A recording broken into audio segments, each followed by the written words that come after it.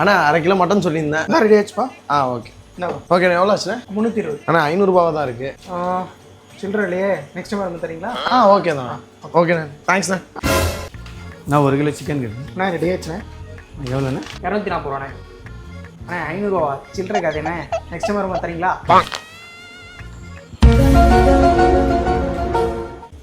அண்ணே வாசம் சார், அம்மா ஆர்டர் போட்டிருந்தாங்களா? ரெடியா? ரெடி ஆச்சுடா. அண்ணே நீ அண்ணே எவ்வளோண்ணே? 220 ரூபா.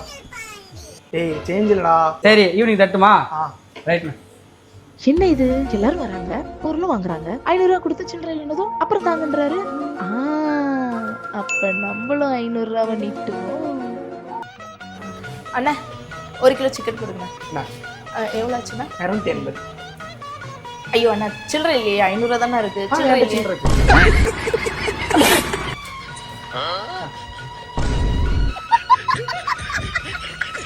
அண்ணா யாரும் மாட்டினாங்களா?